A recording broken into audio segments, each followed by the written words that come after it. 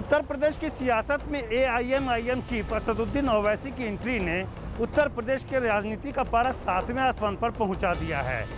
छोटे दलों के साथ गठबंधन करने की समाजवादी पार्टी की कवायद को ओम प्रकाश राजभर ने पहले ही झटका दे दिया है और अब भागीदारी संकल्प मोर्चा से जुड़ने के बाद असदुद्दीन ओवैसी ने उत्तर प्रदेश में धर्म और जाति की राजनीति करने वाले राजनीतिक दलों के बीच खलबली पैदा कर दी है।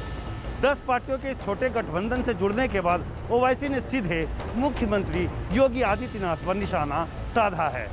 योगी आदित्यनाथ कोरोना मैनेजमेंट और चुनावी तैयारियों में एक साथ जुटे हैं। इसी बीच ओवैसी ने कहा है कि वो और यूपी में उनके सहयोगी दल किसी भी कीमत पर योगी आदित्यनाथ को दोबारा राज्य का सीएम नहीं बनने देंगे। इंशाअल्लाह दोबारा योगी को उत्तर प्रदेश का मुख्यमंत्री नहीं बनने देंगे, नहीं बनने देंगे। अगर हमारे हौसले बुलंद रहेंगे, मेहनत करेंगे तो सब कुछ होगा इंशाअल्लाह ताला। मगर हमारी कोशिश यही है कि दोबारा उत्तर प्रदेश में बीजेपी की सरकार ना बने। ओवैसी के इस बयान पर यूपी सरकार में अल्पसंख्यक कल्याण मंत्री मोहसिन रजा ने ओवैसी को सीधे चुनौती देते हुए कहा कि विभाजन की राजनीति यूपी में नहीं चलने वाली। इंशाअल्लाह आपका उससे मैच खाता है जो भारत तेरे टुकड़े होंगे इंशाअल्लाह इंशाअल्लाह, क्योंकि आपके पूर्वजों ने कांग्रेस पर दबाव बनाकर जब मुस्लिम लीग में हुआ करते थे तो देश का विभाजन कराया था। आज भारतीय जनता पार्टी की सरकार देश में है, आज अखंड भारत की सरकार है, अखंड भारत के सोच की सरकार है। इसलिए जो खंड करने की बात करेगा उसको हमारी एजेंसियां खंड खंड करने का काम करेंगी। दरअसल ओवैसी के साथ मिलकर 10 छोटी पार्टियों का प्लान छोटी जातियों और मुस्लिम वोट बैंक को साधने का है। ओवैसी की छवि मुस्लिम समर्थक और मुस्लिमों के हाथ में सत्ता की चाबी सौंपने वाली रही है। उनकी नज़र यूपी के करीब 20% मुस्लिम वोटों पर है, जिस पर पहले से ही समाजवादी पार्टी बसपा और कांग्रेस का कब्जा माना जाता रहा है। इसलिए ओवैसी ने ऐलान किया है कि वो 100 सीटों पर अपने कैंडिडेट खड़े करेंगे।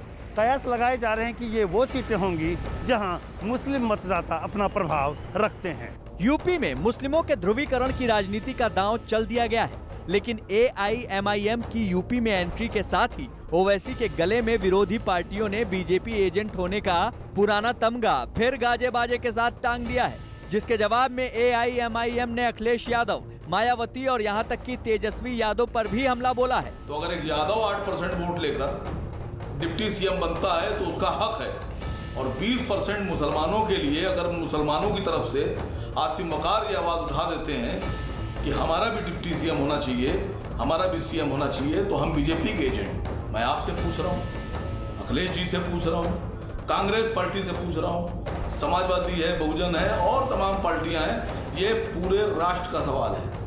देश का तकरीबन हर वो सियासी दल जो NDA से बाहर है, वो असदुद्दीन ओवैसी की पार्टी पर बीजेपी की बी टीम होने के आरोप लगाते रहे हैं। ओवैसी ने जिन राज्यों में चुनाव लड़ा वहां उनकी पसंद मुस्लिम बहुल सीटें रहीं, जिसकी वजह से मुस्लिम समुदाय को वोट बैंक मानने वाली राजनीतिक पार्टियों का खेल खराब होने लगा।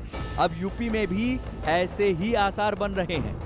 उत्तर प्रदेश की राजनीति में ओवैसी के उतरने के बाद उन पार्टियों की चिंता बढ़ गई है जो मुस्लिमों को अपना वोट बैंक मानते हैं। इससे पहले ओवैसी की पार्टी ने बिहार विधानसभा चुनाव में 5 सीटें जीतकर कमाल कर दिया था। वहां ओवैसी का गठबंधन बसपा के साथ था। हालांकि ओवैसी उत्तर प्रदेश में भी बसपा से गठबंधन चाहते थे, लेकिन बिहार में चोट खाई मायावती ने इससे इनकार कर दिया। अब ओम प्रकाश राजभर के मोर्चे से जुड़ने के बाद ये माना जा रहा है कि राजभर के मोर्चे में कोई मुस्लिम नेता नहीं है, और अगर मुस्लिमों का वोट ओवैसी की वजह से इस तरफ शिफ्ट हुआ तो यूपी की राजनीति में कोई बड़ा बदलाव भी हो सकता है।